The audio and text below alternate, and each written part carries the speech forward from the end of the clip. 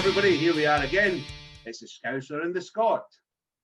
Today we have got more good friends of ours who are going to give us an insight into the music industry from their point of view. We've got Mike and Josh from Road Country. How are you guys doing today? Are you keeping well? Yeah, not too bad, thank you. Yeah, good, thank you. That's good to hear. So guys, let's get straight into it. Let's find out a little bit about yourselves and find out what's going on behind the scenes. So can you give us a little bit of a background from yourself? How did you get involved in the music business? What was the starting point for you for Road Country? Cool. Do you want to take this first, Josh? So what do I do? Like a bit of background first, and then go into the Road Country stuff. Or Yeah, well, it's what brought you into the music industry right up to you started Road Country. well, all my family play, so we've always grown up with it in the background somewhere. Dads, uncles, brothers, they've all played something, cousins. So it was always something who's very much part of all different bands back and forth and going to gigs and stuff. I was in a number of bands, cover bands mostly, until I went into a solo career.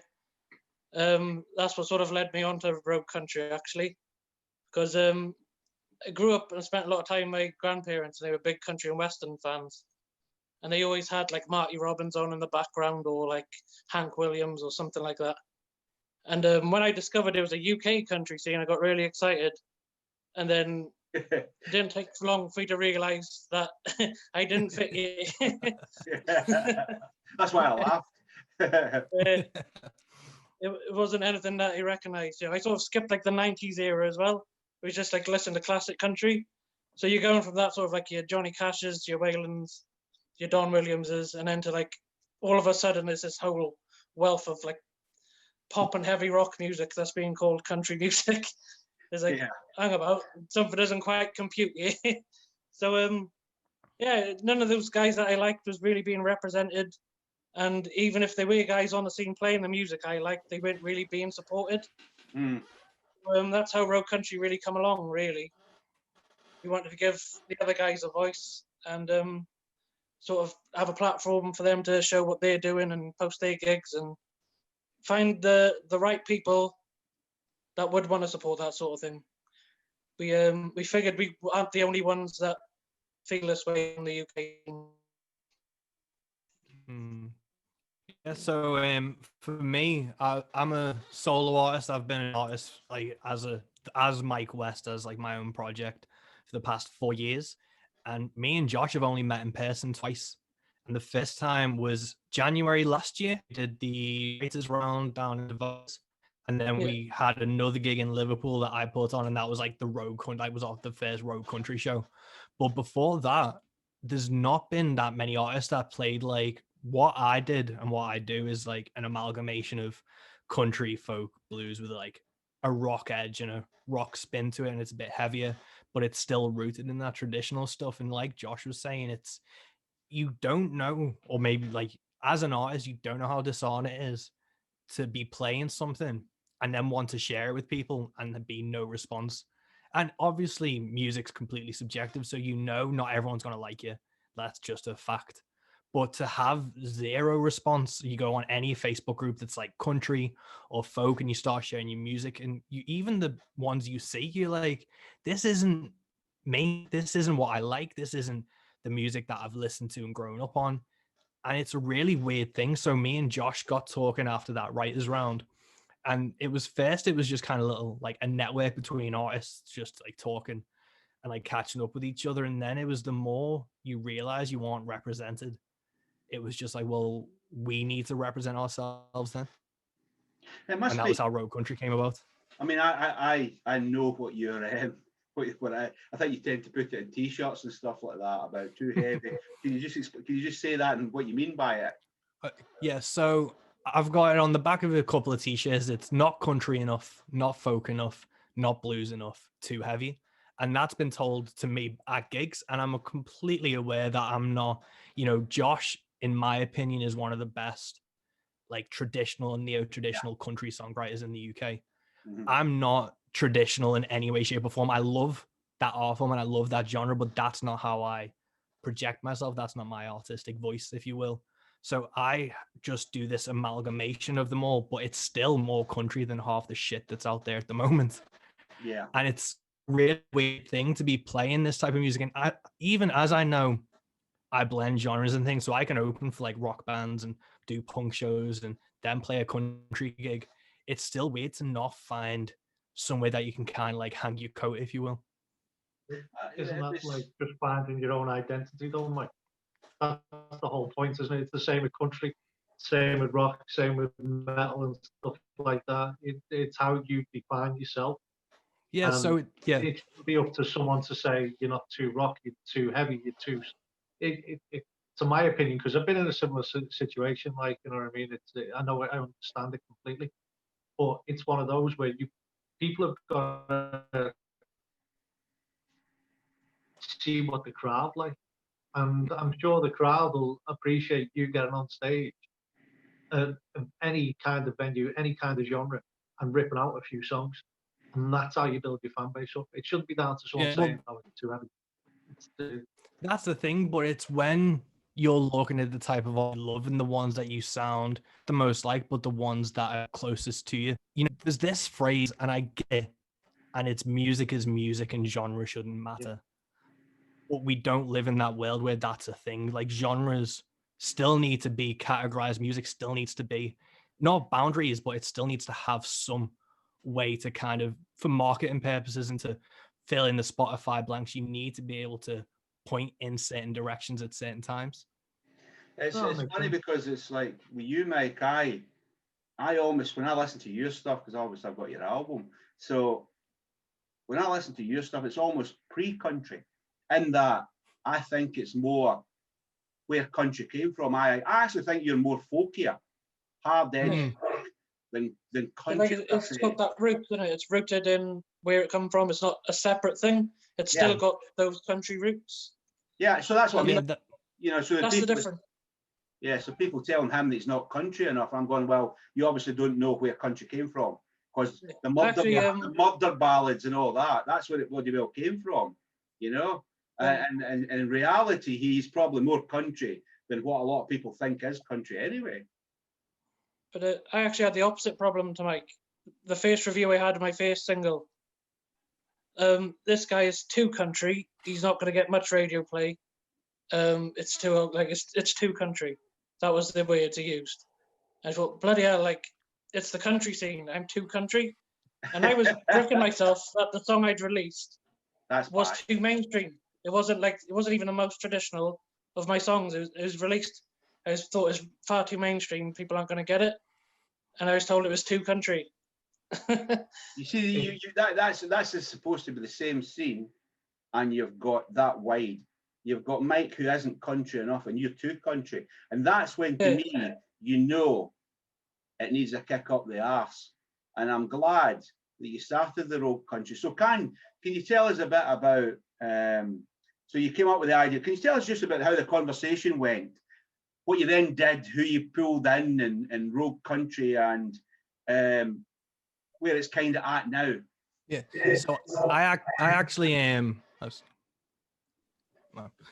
I scrolled up to mine and Josh's text, because we obviously everything we do is kind of through Facebook Messenger, and I scrolled to where we coined road country for the thing, just to have a check, because I know there's obviously contention about what outlaw country is, and if it's just a genre that was rooted in the 70s and that's kind of what it is and where it stays, and then there's kind of this market employ where it's, you know, Sons of Anarchy, that's outlaw country, which is then, you know, it can be a debate for ages, but we didn't want to. There's loads of outlaw country groups on Facebook. We, again, don't really consider ourselves that, and it's not the kind of attitude or branding we would want. So it was like, well, what are we outside of country? And then it was kind of, if we're British and we're UK based, rogues, kind of, and then it's kind of like the Highwaymen and Dick Turpin and that kind of bandit side of stuff. So we went with rogue country kind of to differentiate ourselves. See, you missed it. You should have been more directly than that. Bastard country. That's what it should have been. Bastard country. Yeah, well, that's my term that I'm going to be putting on some merch down the line. But like, the important thing to me is that we were fans first. Mm. I'm a fan of the genre. The reason I got into this genre is because that's where I want it to be.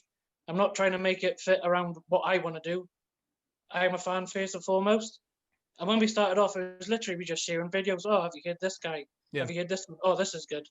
And it was just fans talking and sharing the music that they like.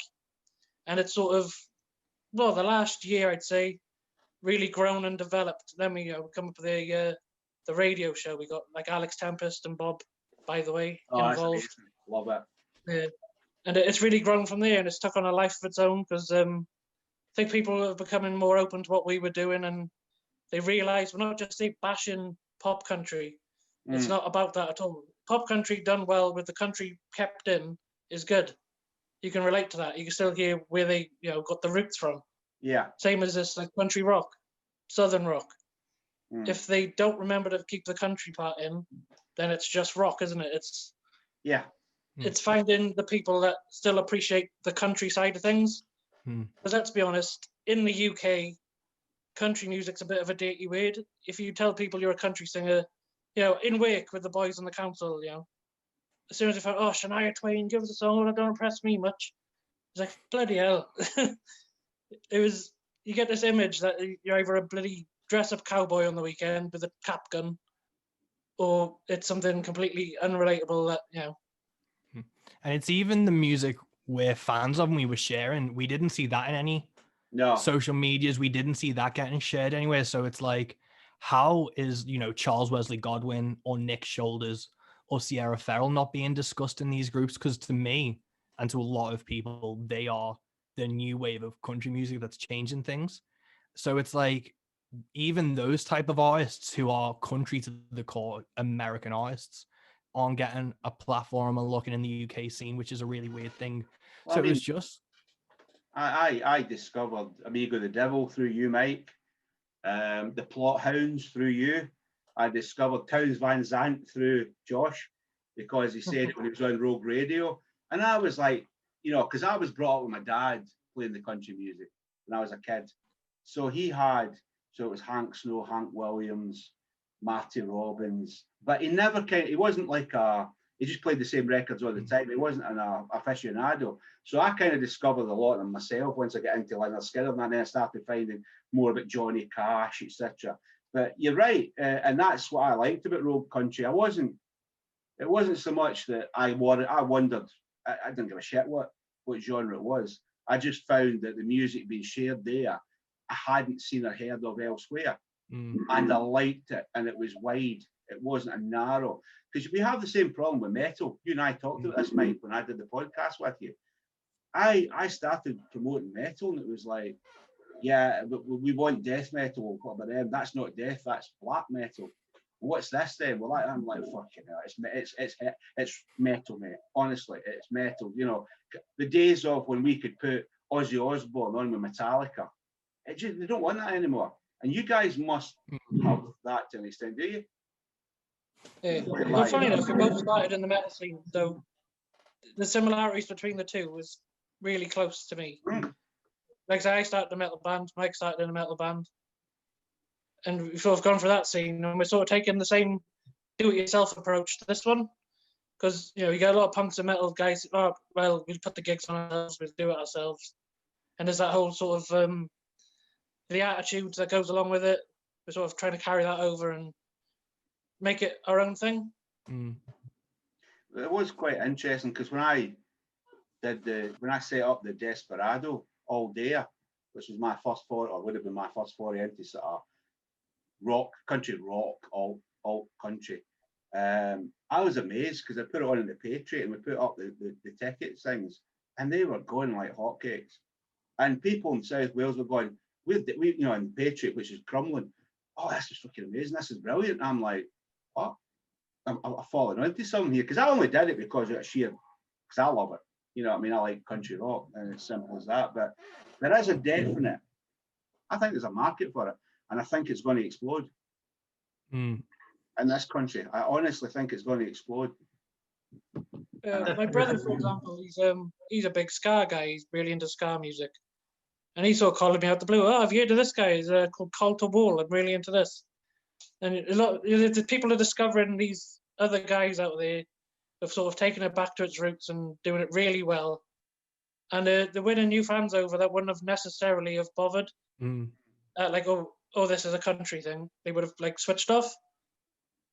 So it's reaching those new guys as well that it would cross over with. That was a lot to do with it. Yeah, 100%.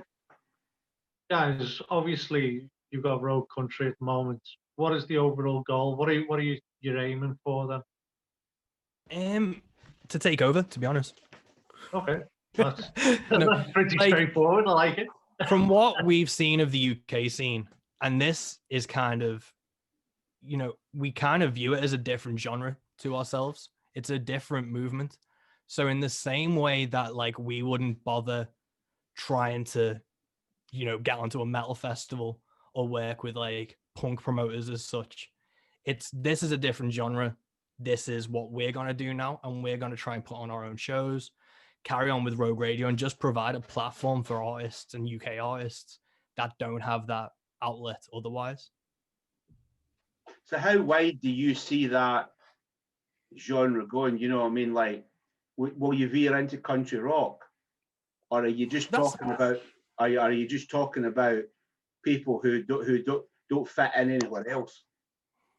Well, it's well, even like that's some of the criticisms we do sometimes get.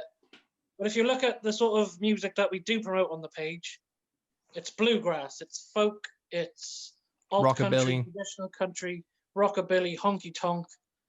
It's everything that stems from those roots. If you put it on paper, we're actually probably one of the most diverse pages. Mm-hmm. And also, when people say about gatekeeping and things, if you don't fit the bill for what we're trying to do, we'll help you find somebody who does promote that sort of thing, which no other group is doing in the UK either. Usually they just close the door and that's it. It's not heard of again. Whereas we, if it's good and it doesn't fit the bill, we still try and help you.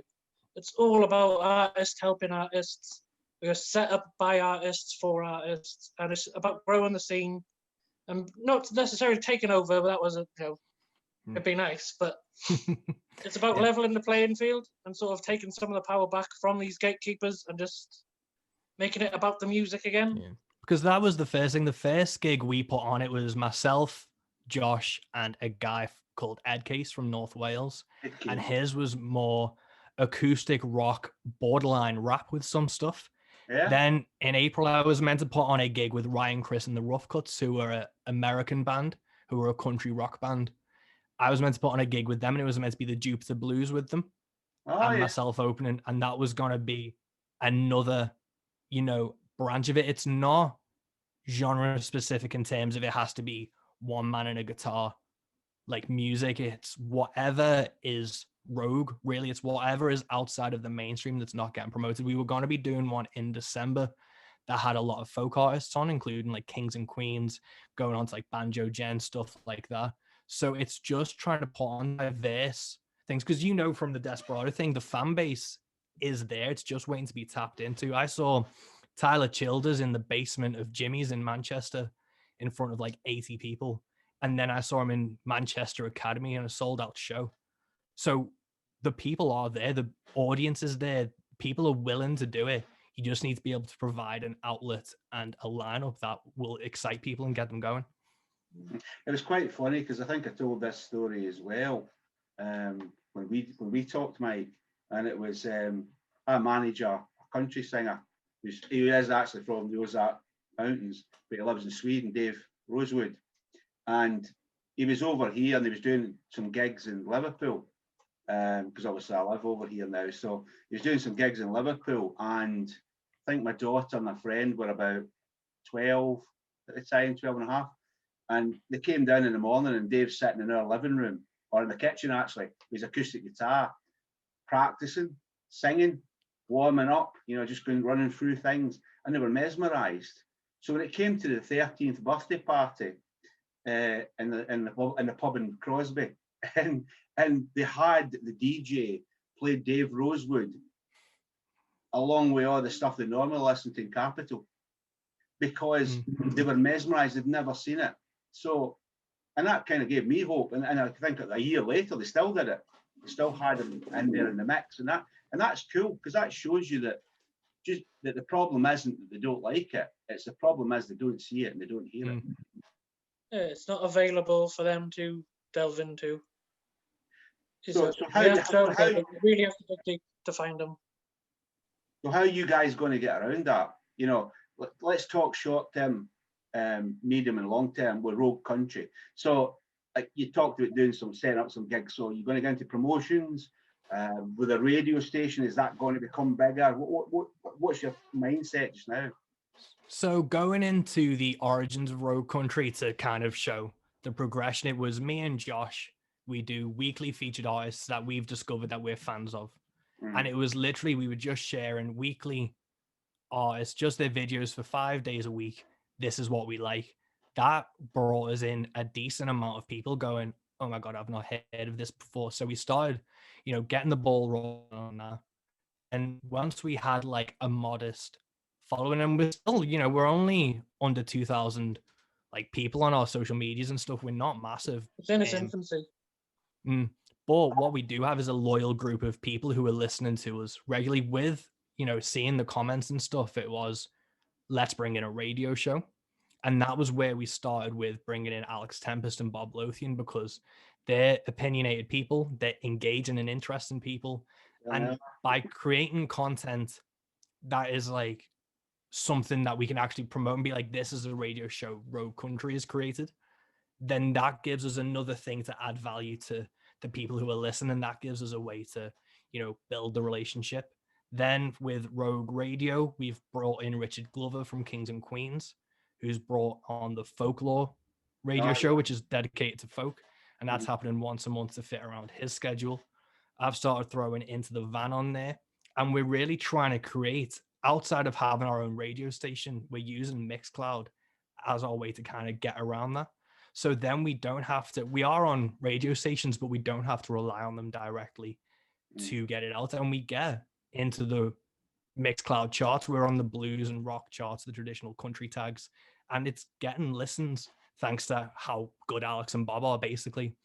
So we're going to keep the radio show going, add in more like shows, hopefully, with original engaging content. artists. Yeah, it's all just trying to create original content. Josh does really well the Going Rogue YouTube content, which is interviewing artists and asking them weird questions. So that's doing well. And then once this pandemic is over, we're looking at putting on live shows, festivals, and just trying to, I really love the punk approach to stuff, and the punk scene in the Northwest has been really fun. And it's all just collaborative. It's all artists being mates and putting on festivals and gigs with each other. And that's what we want to achieve in the long run. So my next question on my list, which dovetails into this, is, so that's quite clearly not the standard way that the country scene in the UK works. Okay, so can you talk about that, and then how you're going to differ? Because the way I wanted to do this with the more rockier side of country and country was, I want to do it and will do it, but I'll be doing it from a promotion side of what I do, closer to, more akin to a rock gig. So if you can talk us through, if somebody's watching this that suddenly get piqued in interest in country scene, and then they do what you guys did and go to the places where we're saying they're not going to get real country, then what would they expect to see there, and how are you going to differ? Do you want to tackle the club scene, Josh? I'd like to do something to it. The club scene, for example, you find that a lot of the artists are also promoters, which allows them to book their mates, and they'll be booked at other places, which makes it a lot easier for them to keep other people out. And there's a lot to do with like the line dances and stuff like that. It's not representative of a modern scene. That scene hasn't really changed since the 70s in its format. You've still got the trilogy, you've still got rebel flags absolutely everywhere. And they're not willing to modernize or bring new acts in, because if it's closed, it keeps these guys in full-time employment, doesn't it? But then if you've got a stranglehold on something, it's never going to grow. And what I'd like to see for the UK scene is to have our own stars, someone who can make it like big, not just people who are working, because it's a pretty level playing field all around the board. No one's really getting up that hill and making it big. There's a lot of reasons why you could probably go into that, not just the club scene or anything like that. Yeah. Obviously, it's a place with big venues and well-attended audiences. It's got to be for them to keep going as long as they have. But they really need to shake things up a bit if they want to keep it. And I'd like to see more of that. It's not so much about kicking people out. It's about saying there's like room for everybody. Open the doors, let them in. You know, no young, enthusiastic new country fan is going to sit there, listen to backing tracks and play fancy dress. It's, you know, they want something a bit cooler, a bit more modern, and you have to be able to adapt to the times and bring that in and offer people something that they can get excited about. So how do you see that developing in the next few years then in the UK? It's hard to say because there's so many like different factions at play, and they all want to be self-important, for the lack of a better word. You've got a lot of these organizations. It's not just the club scene. There's a lot of these like award ceremonies as well that only really award themselves the top accolades. It's another way of putting a stranglehold. Oh, look, these are the stars. You've got like social media companies who are like basically buying likes for people, you know, fudging their social media outlet. You'll have like 5,000 likes on your page, but like 4 people engaging. And I've been offered myself, they pay monthly for this sort of service, by the way. Radio stations do it as well. They're, you know, trying to charge people like 250 quid a year for promotion. And it's all about keeping these organizations feeling important rather than developing the music. So ideally, I would like to see it more open, a bit more of a level playing field, so we can breathe and grow again. But yeah, but I'm guessing with the way you're talking here, guys, you're not going to take the fight to the club scene or what's there. You're going to create your own scene, which is aimed at people like yourselves, to give them a voice, to give them a place to play. So there's no point in taking on the gatekeepers. There's actually a better way, which is just knock the wall down either side of the gate and walk around it. Like we said, it's a separate thing. Like, you can't moan we're not playing by the rules when we're not playing the game. We just want to offer people. That's a t-shirt right there. That's a t-shirt right there, Josh. Yeah. Can't take the credit for it. I think that was Alex. Yeah. And that's what I think what Rogue Country is trying to do is show that there are these young artists out there and this crowd that are engaging. And, you know, Mark Maron, the comedian, said, you will never make money until you make someone else money. And I think what Rogue Country is showing is that there is a demand there. So I think we are more than happy if someone runs a club in the UK and wants to book a Rogue Country artist or someone who plays outside of the mainstream. We're more than happy to recommend people and get someone on that stage, because then they're leaving money on the table. They've got the opportunity to bring in, you know, like Tom Clissold or Banjo Jen or Josh into a traditional setting, and they'll fucking slay it. They'll, you know, have everyone. We played a Writers Round and Josh had people line dancing. There is those artists for that type of thing, like Sarah Vista. So there is that, you know, undercurrent of artists that would fit really well into club scenes. So if people are willing to, you know, accept that country music and roots music is moving in this direction, and with these young artists, the club scenes will survive and be better for it as well, because country music had this liberal, you know, roots and tradition and creation. Then it was like adopted and became more conservative, and now it's swinging back with, you know, Nick Shoulders and stuff into this like liberal thing again. And it's gonna swing to that side, that it needs those type of audiences and those artists to keep pushing it forward. I noticed one of the things that's changed a lot, even coming out of America, and I'm going to ask you about American scene now, but I've noticed that as well, that politically they're way different to what they used to be. I mean, country music was politically very narrow. Let's face it, I think they were more likely to be Trump supporters than anybody else, if you know what I mean. But when you listen to American Aquarium, that you introduced me to again, And when you hear them, they're quite willing to come out and go, no, this isn't right. And I think that's good. So going on to the American scene as it stands just now, you know, what do you think of it? How do you see it? Because you can't really divorce the two, because what goes on over there may come over here. It might not work over here. I'd be interested to find out what you think of that. You know, what could you take out over there to work over here, or is it a case of whatever you see over there you don't want to do? I kind of lament the kind of perception that it is a lot of like Trump supporters and right wing, because you know country and folk is rooted in like Woody Guthrie, who literally wrote a song about Donald Trump's granddad or whatever it was. Then you've got Johnny Cash singing the Ballad of Ira Hayes, and you know Willie Nelson Whalen. They've always been the working man, and all their songs have been political. And then for some reason, the mainstream Nashville stuff adopted that conservative, you know, stranglehold of views. But these artists that are coming out now that are, you know, really free thinking, progressive, independent musicians. So the American scene for me is really interesting and vibrant. I think that's me and Josh are huge fans of a lot of the artists coming out now. They seem to be going through a similar change as well. But like, I think if you want to talk about the political side of things, you have to look about the history of how country started. It was the voice and the creative outlet for the working and poor classes. And I think that's why it keeps swinging back and forth politically. It's, you know, it was the voice of the working man. And I think that's another reason why it hasn't took hold as deep over here as opposed to America. There's a lot more like these rural working class places, and that's where country music's roots have run the deepest. So it's quite funny because in Scotland, I mean, when I was growing up in Scotland in the 60s, 70s, and up into even mid 80s, there was always quite a good country scene in Scotland. You know, like our local pubs would, all right, they'd be doing covers, but they'd be doing country music. And the working men's clubs and all that was always quite big up there.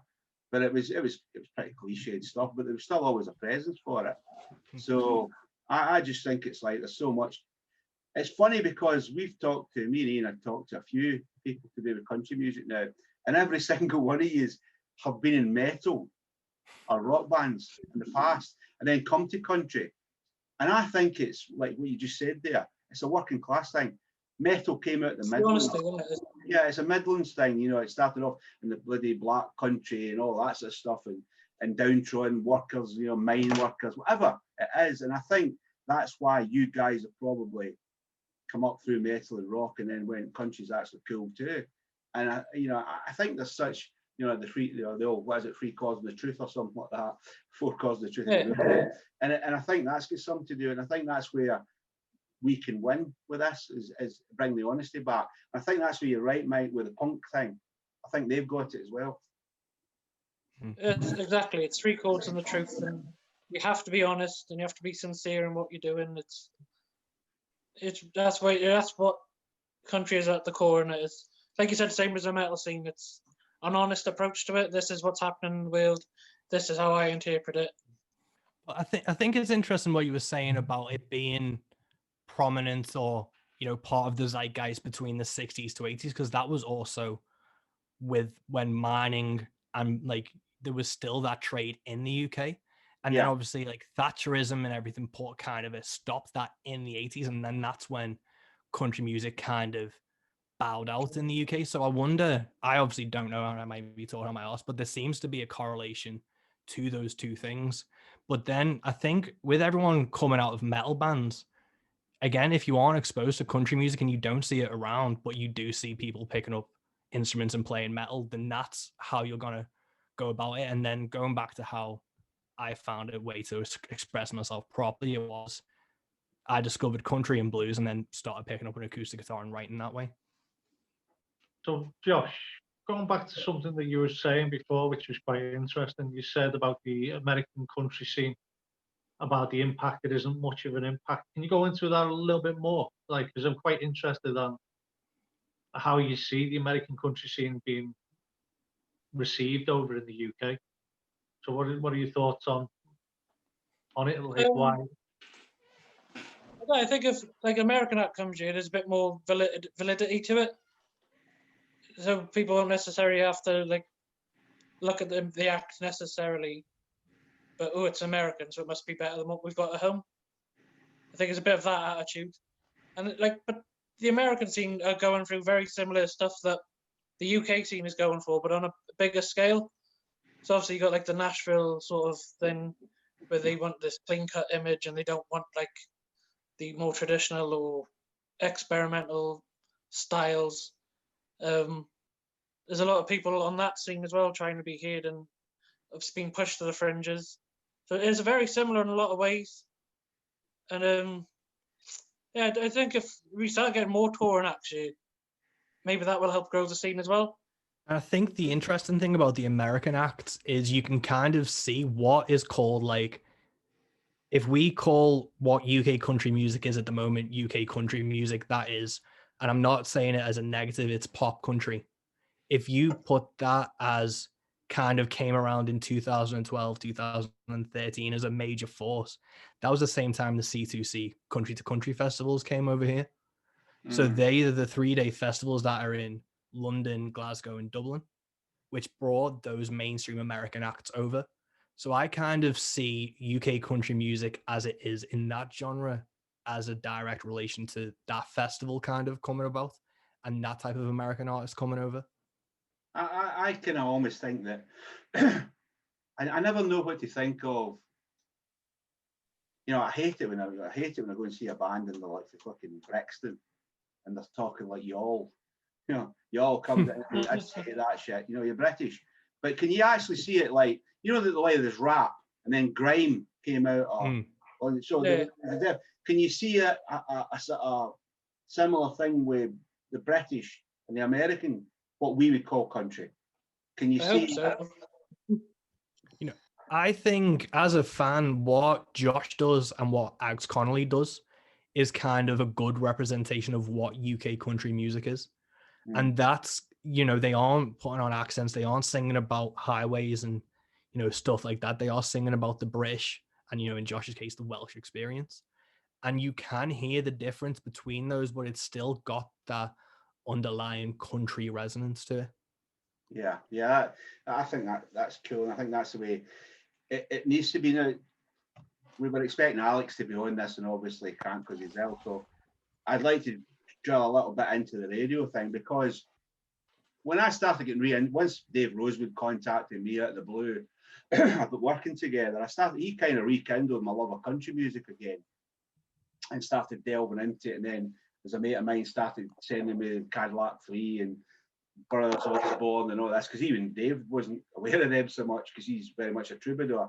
So I started listening to it and I was like, where the hell do I hear this on the radio? So when Rogue Radio came out, I was like, when I was doing my walks all the way through September for charity, that was constantly my earphones. Where can you hear country music properly in the UK on radio? Mixcloud.com/rogue country. That's it. Is that real? Is that it? There are a few other shows out there are, you know, there's the Ameripolitan show with Chris Smith. You know, and then there are other shows that play country music in a wider sense. And they play they're appealing to everything, but that is kind of why we wanted to be on Mixcloud. Because if you want to be on a station, you kind of want to be popular, you have to play Lady Antebellum, you have to play the pop country kind of stuff that will appeal to a wider audience from a station's perspective. And that is just business, really. You play to a popular thing, you get to slot in, you know, a real traditional country song at some point. But what we wanted to do with Rogue Radio was play consistently stuff you wouldn't hear anywhere else. I think there's great scope for that. I think even going further into, you know, if you went into country rock, but it's country rock, so you're not sitting there playing Leonard Skinner and all that. But that's the thing, like, Alex is, you know, it's the Rogue Country show or the Rogue Radio show is kind of everyone's involvement. So it's whatever's put in the group that is good. So we've had like the Plothounds who are more country rock. Tanner Usry, and then we go to like Murder Folk with the Gallows Dance. So it's again, it's if it's good, it gets played, and it can go into the heavier type of stuff. And Alex, by his own admission, will say that some of the stuff doesn't really agree with him. He respects it and he likes it, but it's not what he'd play. But it's what Rogue Radio is about, is pushing those artists that are outside all of our boundaries. And that's the good thing, is kind of we're a Captain Planet of folk and roots music. Is like Josh has that traditional side, I've got like the alt side, Alex has got that 90s honky tonk vibe to it, Bob's all about Jimmy Buffett for some reason, and Richard Glover's all about like folk and stuff. So with kind of our collective tastes and then everything else that gets recommended to us, I think it's got a really it wouldn't good be out of scope. place if you come to a show and they were all on the bill. It wouldn't be like, oh, this is weird. It still fits together. Mm. And that, they got this a lot in common, even though it's a lot of it is different. Yeah, there's it wouldn't be out of place if they were shooting a bill. It wouldn't be out of place. Yeah, it's cool. So, question for both of you: if you could do one thing that'll improve the country scene, what would it be in the UK? And like, what is the thing that could improve it? So, start with you, Josh. Give us one thing that you'd like to see change that could improve the country scene. I'd like to see it be more open to different acts. If you can open up these venues, if you can open up these radio shows, they're not just going to turn you, oh, you're too country, and turn you away. A lot of things will go over people's heads because they're not exposed to it. So that's all I want to see, really, is to open it up and see a more level playing field, so new acts can get in and showcase what they're about. How about you, Mike? I think I'd love to see more collaboration and more positivity between artists and stuff, because what the Americans do quite well is they have this culture of songwriting and collaboration and working together that isn't really in the UK. There's no like Music Row in the UK, but you have artists like Drew Dixon and Robert Henry writing in those type of rooms and going up alongside those like pop country acts or mainstream acts. What we need to do here is kind of embrace what makes us different and still be able to move forward. So again, it goes back to Josh's open-mindedness, but I'd love to see more collaboration between acts, and that will stop things from stagnating. So if someone like Clint Bradley suddenly started writing a song or touring with Alex Connolly, it'd be a really cool dynamic. It'd be a really fun thing to see, and that is what's going to progress this scene forward. Yeah, there's like a tradition with like, you go back to like the era of Johnny Cash and all those guys. They were friends. They wrote together. They sang each other's songs. There was friendship came first. The music came first, and it was about putting on a good show. I'd like to see that vibe come back into country music instead of people like only out for themselves. Even a lot of like the so-called heroes of the scene or the change in the scene aren't doing it without self-promoting as well. And that was very important for us with the Rogue Country project, is to not make it all about us. The music had to come first. So if we can put the music first again, I really think that the scene will flourish. Because it's opened up to different kinds and different songwriters and some really good shows, let's be honest. If we can mix and match and put these shows on together, then everyone's getting what they want instead of loads of tiny, clicky little scenes. I think that's the thing. I mean, we're seeing it because Ian, obviously, he's in King Voodoo, and they're a rock band, and most of the bands that I work with are more on the rock side of things, and we're seeing these movements. So last week we interviewed two of the guys from Emerging Rock Bands, the Facebook group, that have now got their own radio station, who have now brought out their first magazine, and they're coming for the same place as you guys. It's just a different genre of music. They've come across the same problems. New wave of classic rock were probably the first one. It's become a genre now of its own. But I think the thing is that when you put the music first, like you guys are talking about, and that's what you focus on, then you can win. The minute you start putting anything else first, like ego, usually, then it's dead. Yeah. Like I said all along, like from day one, I'm a fan first and foremost. That's what's important to me. if I wasn't playing, I'd still be listening. Mm. And as a fan, I want to see like those sorts of shows. I want to listen to it. I want to. You need to put the music first. That's all it comes down to. And I think that's the reason why the scene hasn't grown as much as it should. Mm. A lot of people are trying to make it all about themselves instead of the music. Mm. Little Yeah. fish syndrome, innit? You're Yeah. in a small pond. you And think that's you're a the big fish. that's the thing. Like, I've played with like the new wave of classic rock. They've adopted me in like a nice way. I've played like Love Rocks.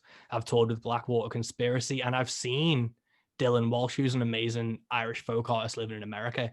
He's opened for Avatar, the Swedish metal band, and it was a phenomenal show. And there's that type of collaboration that we can open up to. I was meant to be playing at Punk Festival this year.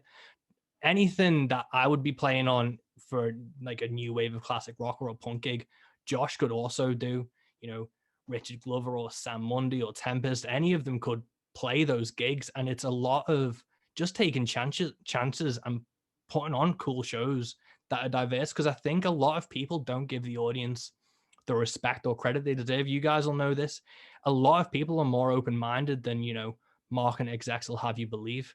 You know, any one of our record collections is going to be full of every type of music, but for some reason you can't really gig that or collaborate on that. Oh, Yeah. Ian's band suffered from that. They went and supported Midnight City over in Bradford, and Midnight City are a hair metal band. Ian's band, I would say, is more groove rock with no hair. And there was some arsehole did a write up about it, and said quite clearly King Voodoo didn't know, you know, had turned up at the wrong gig, because he was expecting every band on there to be exactly the same, all hair metal. And I was like, how narrow-minded is that? I think we missed half of that, John. You froze. Oh, sorry, mate.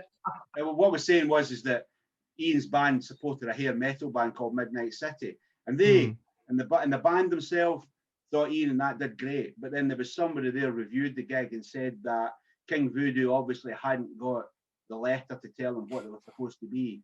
They were supposed to be a hair metal band, and this is a reviewer. And I thought, son, mate, you need to be taken outside and slapped, because, you know, did the crowd like Ian's band even though they weren't hair metal? Yes. Did the promoter like it? Yes. Did the main band like them? Yes. But that's what you're up against all the time. Absolutely everything. So, guys, Self-appointed authority figures dictating what everyone else should do. Yeah. You know what? I think that is the problem, and you guys must probably see it a lot, where you want to see, like, you know, one of my favorite bands, Alice in Chains. Now, they've opened up for like absolutely every man and his dog, from Metallica right the way through to the other side of it, where they've done pop stuff as well. And me personally, if you can get people to move at a gig, you've done the right thing. If you get one fan to actually sing along with you, you've done the right thing. You don't need to be knocked by people who are there just to blow smoke up the headliner's arse. Let's face it, that's what they're trying to do for brownie points. We want to try and get music out there. We want to try and encourage the new wave of people to come forward and start writing music, and not feel like, you know, that they're going to be victimized when they get on stage. And it's most probably similar to what you guys are experiencing as well. That's also an interesting point you've raised, is there is this kind of controversy culture, and we've seen it in the country scene where you don't have to be good, you just have to be controversial. You know, as Rogue Country, we could have come out guns blazing and burnt every single thing down. We could have just called out everything we didn't like and just chatted so much shit it would turn your ears blue. But it's not going to help anything in the long run. And people need to realize that reviewer, he'll have known if he writes a negative article or he has like a critique that then gets taken out of context and blown up and becomes clickbait, he becomes, you know, more important and powerful from the more eyes that are on him. So trying to walk that line between pushing a scene forward and having your own voice and not being controversial for controversy's sake is a really hard line to toe. And I think a lot of people tip, maybe not intentionally, but a lot of people do err towards controversy just for the sake of it, because they know it's easy clicks and it's easy likes and it's easy eyes on them. You also have the opposite end of that problem, where people are nice online, and even if they do some pretty shady, dodgy stuff, it becomes then that you can't offer any sort of criticism. Mm. You get like the Twitter sphere pile on and jump, oh, you're a bastard. You shouldn't have said that. He's a lovely guy. But like, him doing wrong and is completely lost in the background, and you're the bad guy for criticizing it. This is why with like Rogue Country, we don't criticize people, we criticize behavior. And if that behavior reflects on you, then it's probably because you've done that dodgy shit. Yeah, and that's fair. So guys, as we said before when we started this, Ian and I do this purely and simply to bring people, you guys on, to give your experience, your insight, because we really want to share that, and we really want other people to listen to it. But do you know what? That was brilliant, and I want to pick up a guitar because of that, or I want to listen to country music because of what those guys said, or I want to even listen to folk music, or I want to find out what Mike West sounds like, what Josh sounds like, whatever it is. Okay, so I'm going to focus on country because this man at the back and he's poking me. You can see him here, Johnny. So he's poking me. He's saying to me, right, if it's people watching this that's never listened to country music, the kind of country music that we know, and you had to pick half a dozen people for them to go tomorrow to listen to that you think would give them a true insight, whether there be some UK or some American, I'm not asked, anywhere, Australian if you like, who would you pick and why? So between the two. You go first, Josh. Luke Hendrickson, Ags Connolly. It's quite hard on the spot. They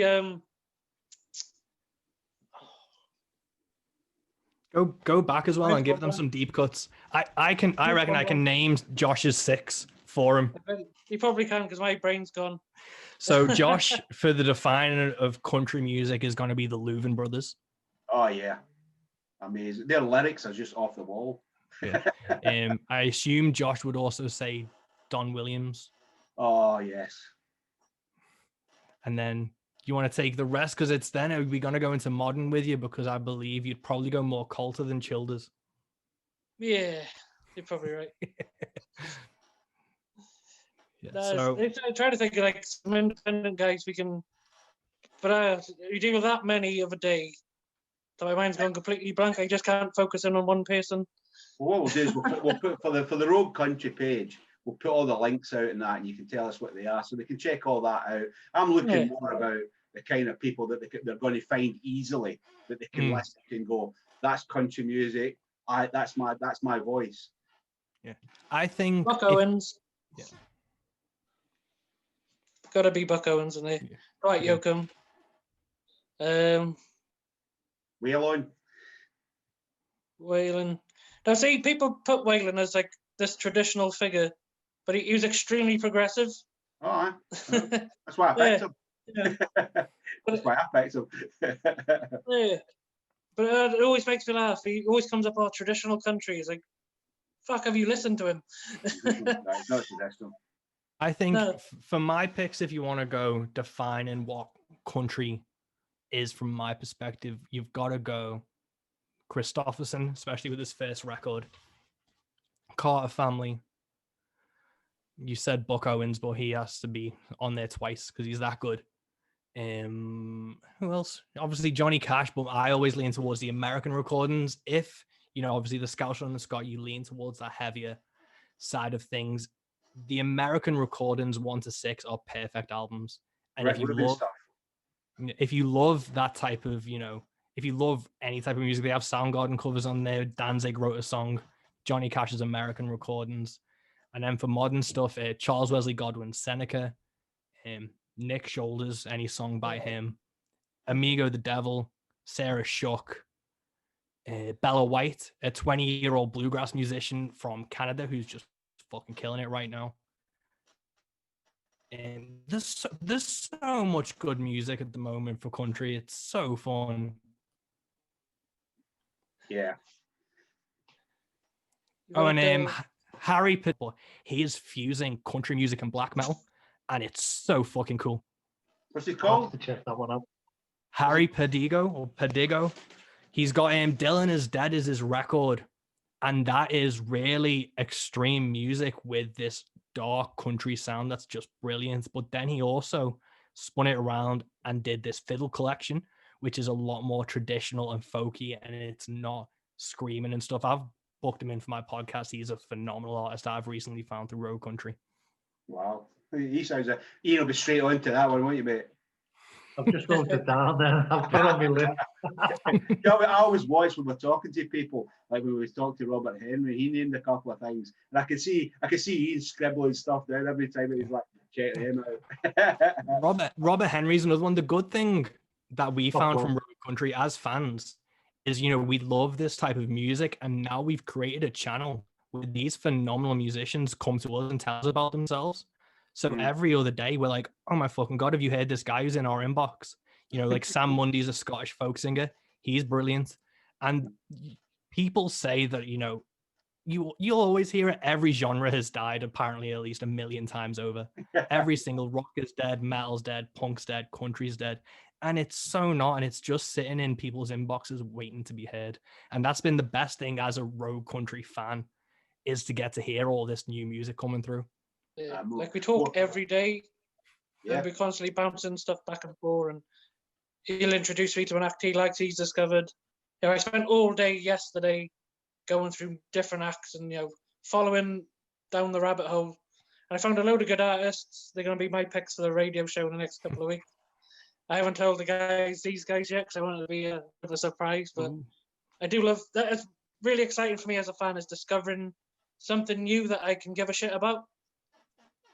And we've said, like, since we started Rogue, people put so much energy into bashing stuff that they don't like.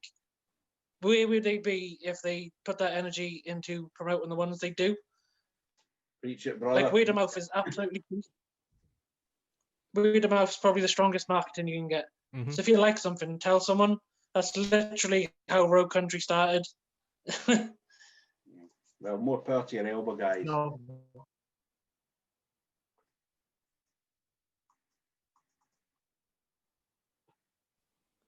Absolutely agree with everything you've said there. But last, give us your links to the pages. Give us your links.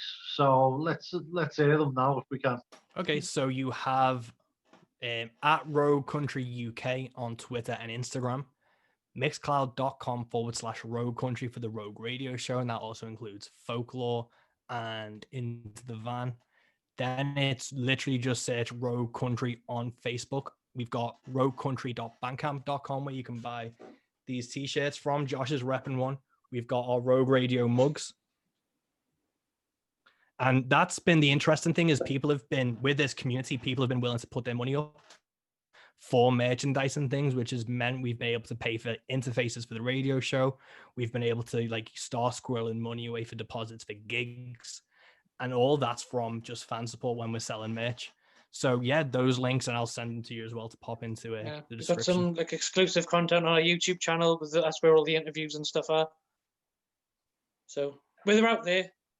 That's we're trying to plug it everywhere and anywhere we can. Wherever there's an outlet or a place to be heard, we're gonna try and be there. We recently started an online magazine as well, didn't we?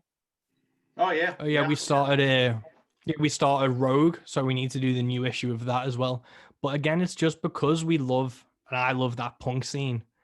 Everything's just do it yourself. So it's like, if we aren't getting covered in magazines, let's just fucking start our own. If we aren't getting the radio play we want to have, when we aren't listening to the shows we want, let's just start our own. And that's what Road Country is just So it's very easy to fall into the negative, but if you put that energy into doing something about it, I hear a lot of people complaining online, oh, this isn't right, they should do something about it. You offer a solution, try. Do you know? I think how much better the scene would be if you tried to do something instead of just moaning how crap it is. Everybody we're talking to has a passion for what they're doing, and it rings out true. And it's, if you find something that annoys you, it's usually because you've got a passion about it. So if something's annoying you, get off your ass and do something about it. but do it in a positive manner. And that's spot on, guys. Well, put it this way, you'll always Rogue Country will always have us as supporters, and I'll tell you that right now. So anything we can do to help you guys get that music out there, to get that, Thank you so much. we will definitely be 100% behind you. So guys, there you have it. All the links will be below down there. So just get clicking, go and support these guys. It's just as important for everyone to share the love. So John, it's over to you. Well, guys, we've really enjoyed it tonight. And, you know, if you're watching this, if you have half the passion that these guys have, then you'll go far in life. So until next time, remember, the Scouser and the Scot, hit that cowbell and subscribe.